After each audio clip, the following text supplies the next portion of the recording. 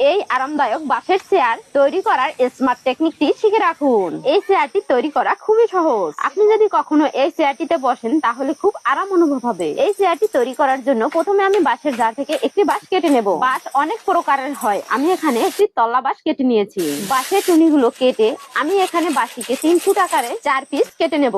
ভিডিওটি যদি এ পর্যন্ত ভালো লেগে থাকে তাহলে একটি লাইক দিবেন। আর বাকিগুলো আমি 18 ইঞ্চি পরিমাণে কেটে নেব।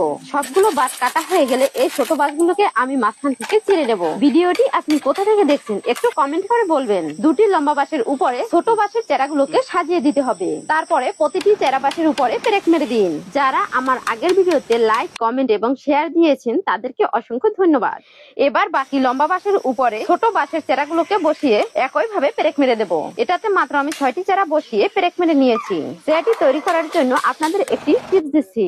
এটি তৈরি করার আগে অবশ্যই বাঁশটিকে শুকিয়ে নেবেন। এবার আমি এই দুটো হাতে নিয়ে একটার ভিতরে একটা আমি ভরে দেব। সাথে পিছনে দুটি ঠেক দিয়ে নেবেন, তাহলে চেয়ারটি ব্যবহার করার জন্য উপযোগী হবে। বন্ধুরা, ভিডিওটি ভালো লাগলে লাইক, কমেন্ট, শেয়ার দিবেন। সবাইকে ধন্যবাদ।